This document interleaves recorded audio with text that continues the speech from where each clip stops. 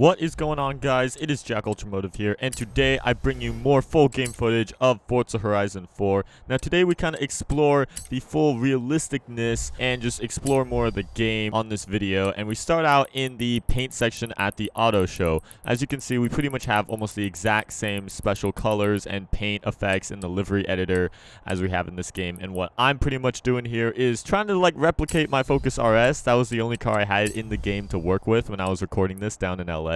So pretty much I'm just trying to recreate my car. Sadly, I can't literally do all the camo work because I only had like an hour and whatever to film, so we just went with the simple stuff. But when you have your car in the game that they give you, why not just recreate it? So that's what we're doing. We're kind of giving ourselves a ride that we're going to be exploring the map around in today. I'm kind of exploring how different effects look inside the auto show. You can see gloss carbon versus matte carbon, and it does appeal a bit differently in this, you know, new studio lighting that we have in this new auto show. So with that, we are out into the Horizon Festival here. This is one of the festival sites. I'm pretty sure they have other ones scattered around the map, but this is a large one. You have runways, little tunnels, everything around this area. And we could kind of explore the map now with my white Focus RS that we had the blue one in the past. So this is what it looks like. You get to see the Horizon tires, and we go take it a bit off-roading over here into the little trails into the forest. I love this forest in the map because this almost doesn't even really remind me of Britain. It's just a nice forest in general. I'm not used to having a forest this detailed and nice in the game of Forza. So I'm looking for a nice place of shade and whatnot to maybe check out the photo mode and see how good the photo mode is in this game. So I'm going on the menu pretty much looking for it, and I literally can't seem to find it. Ralph, who is the head of the whole Horizon series and at Playground Games, happens to be watching me when I'm recording this down in LA.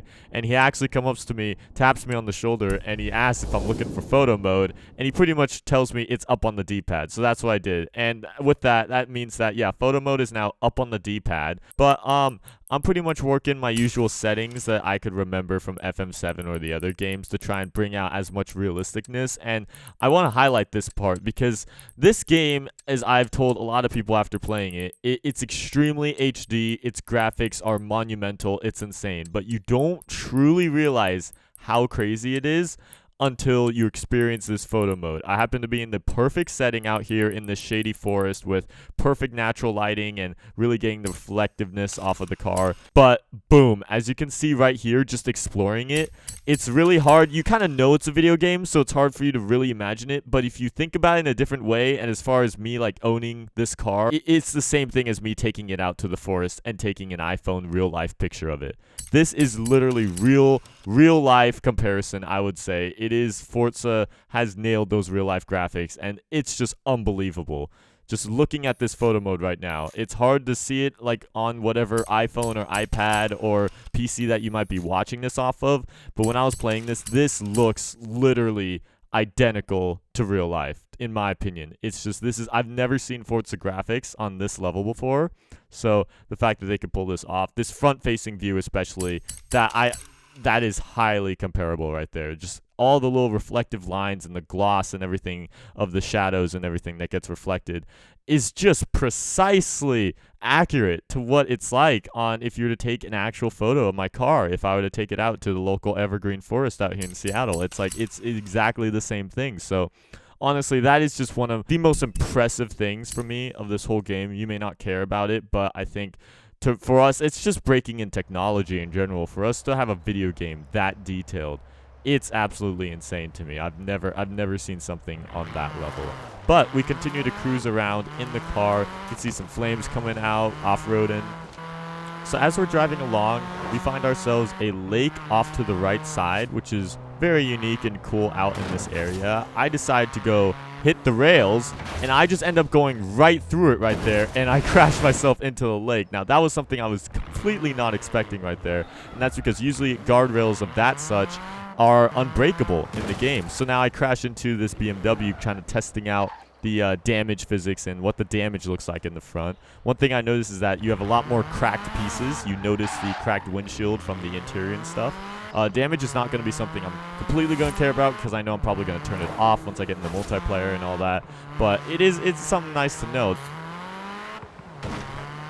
And now we find ourselves over a dam, this seems to be like, and you could literally drive right over it, right over here. I mean, like, the kind of boundaries that you have in this game is kind of unbelievable in terms of they really, like, don't limit you to that many locations. Obviously, you probably can't go over to the right there into the actual lake, but, I mean, you know, there's not much you get out of that. So I load in the photo mode. My settings are a bit overexposed, but you can kind of see, and I could reset my cosmetic damage there, but I'm trying to lower my exposure right there, make everything stand out. But one thing you notice in the photo mode is you can see the little rain droplets and water kind of sprouted all over the car because I was literally just driving through this dam pretty much that has water all over the ground. So, I mean, another good amount of detail there. And then here's another thing I noticed about photo mode is that there's the limit in which you could go away from your vehicle has expanded extremely. You could go several hundred feet now away from your vehicle, and then you could zoom in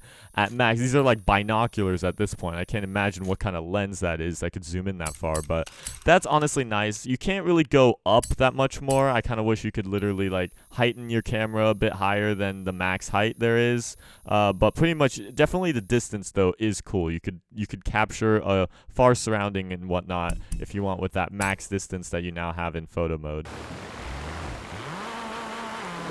And I drop off the dam because why not? And I landed surprisingly. I thought I would. I was literally expecting to drive off and like despawn, but I actually land in the little water area below it. But yeah, I'm literally up to like almost door handle length of water right here, somehow driving through. I'm not sure what part of that is realistic. As you can see, I think that's more of the fun part, you know, they want you to have. So, I mean, that can get a free pass in terms of their little realisticness that we'd be testing out today.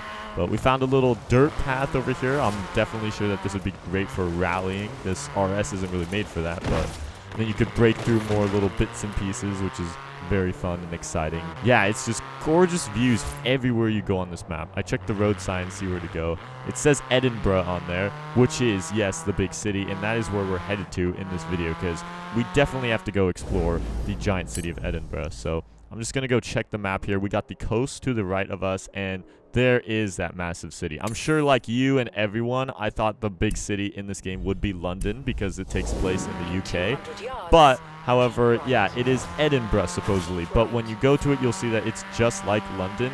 I think that London probably would have been way too massive for them to kind of go about. So that's probably why they chose Edinburgh, which, yeah, I don't really have that much of a problem with that because what you'll see when it's still a massive city. It's got a lot of little alleyways and other stuff. We stumble upon the first roundabout here, massive one that we have, and it's highlighted with some nice pink shrubs and whatnot. We start getting billboards kind of advertising off to the side, and there's our sign that we're entering Edinburgh.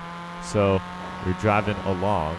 You start to see little houses and buildings kind of stumble and slowly integrate itself into the big city that we're headed to. But everything about this, it's like I've only been to Britain once, but it literally feels just like it. I think they've nailed the feeling that you get of being in the UK. Things are definitely getting more complicated and tighter here. You can see all the roadside stuff. It's amazing how you could break all the little bits and pieces of everything. But now we have made it into the city. We got a city taxi right over there to the left that we just passed. And all the lanes and everything are looking like the city lanes there, doing a little hooning. Gonna get some skids. Not sure what castle or palace that would be. It almost reminds me of the Queen's, but I have no idea because this is Edinburgh. But anyway, you have that off to the right. And yeah, you can definitely see this city it's pretty massive. The traffic happens to be very light for I'm sure what it would actually be. I think they definitely want to make sure you have plenty of room to hoon around, so I don't blame them on that. Just reset the damage there, handy feature to have. And voila, you can see these pictures and whatnot of this place. And when you look at it, something that was hard for me to take in is that like this is Forza Horizon. This environment that you see in this picture right now is something that I'm so not used to. I'm used to either the desert or something from Horizon 2 or anything like that. It's so weird to see this environment in a Forza game right here that you could just drive around in. So at this point, I would never need to import my car all the way over to the UK because I could literally just simulate it on this game. Like this is exactly what it would look like if it was there without the camo. So now we are flying through the city and is opening out to the coast, as you can see. And this is a completely different part of the environment here in Horizon 4. Things definitely feel different and apart from kind of the inland areas that there are. And it is very well done, I must say. I'm pretty sure it's like I could almost learn about Britain from this map because I just trust that, you know, everything here is pretty accurate. I mean, the game makers literally are from this country, so they definitely know what they're doing. And it's pretty cool that I could like find some interesting cool features about the place. But we drive out here onto the beach as I'm just cruising along, testing out the sand. Driving on this coast is probably one of the coolest experiences right here. You'll never find a coast quite like this one. The light colored sands and all the little hills and everything you have on the hillside, and then you can see castles in the background. It's like, this road is so beautiful. It is absolutely incredible how they got that. And I could tell I'm just going to love racing or just cruising on that road with friends and other cars. But finally, we skid ourselves over onto the freeway. I definitely wanted to experience what the freeway was like. This on-ramp is kind of sick. It's like how it leads in this whole loop-de-loop that you come around here and you enter the massive highway. And straight off the bat, you have a tunnel here that you can bust through. I definitely want to do this with some high, nice sounding cars as we're going in, and you can see the headlights and everything activate. Fun fact, when you actually drive through a tunnel with the radio actually gets all muffled and you don't hear it anymore, which is realistic because if you're listening to, you know, satellite radio, it won't be able to pick up when you're in a tunnel. So I go in the photo mode one more time in here because I always wanted to check out what photo mode is like in lighting and in tunnel lighting like this, because I've noticed that the Forza games have always kind of struggled with this. And I think with this one, it's really hard, but they get all the reflections and everything right. It's just that you have to really turn up the brightness and stuff to sort of get something out of it. But yeah, you can't really get much light in here, but they have the reflections and everything look still really detailed and stuff. So I'll give them credit for that. But definitely this highway instantly reminds me of a place that would be in England, this highway right here. It's like with all the little overhead signs and everything that you get from that and the tunnels and everything. It's a straight reminder, which is great. And the highways are very important to open world racing maps, in my opinion, because they're kind of the place where you could literally let loose, go full speed, or just bring a bunch of people on. They're probably the most exciting parts whenever you do a full-length cruise with a bunch of cars and everything like that. So I'm definitely glad that they took time and did a good job on the highways that you have in this game, because those matter and mean a lot to me. But with that, I think what I really wanted you guys to get out of this video is just, you know, how realistic this game is with photo mode and little details and driving the cars and how they let you access certain areas like the dams and whatnot. And just really exploring this map. Kind of, you know, you guys got to see the coast, the city, the highways, and the countryside and everything like that this has to offer. I just really wanted to showcase how beautiful this game could be when you're not hooning around and doing a bunch of crazy crap with your friends. And you also notice that there's some construction over there to the side, and that I literally just bust through this rock wall that's supposed to literally, like, all these little walls and stuff and guardrails that you've never been able to break in the past, you can literally bust through. So other little realistic things like that just make this game a lot more, you know, little details that you don't really pay attention to. But with that, I think this is going to conclude this video. I will have way more content and everything coming of this game, some even before the actual launch of it. So definitely stay tuned, stay subscribed, and all that. But with that, this will be JackUltraMotive signing off.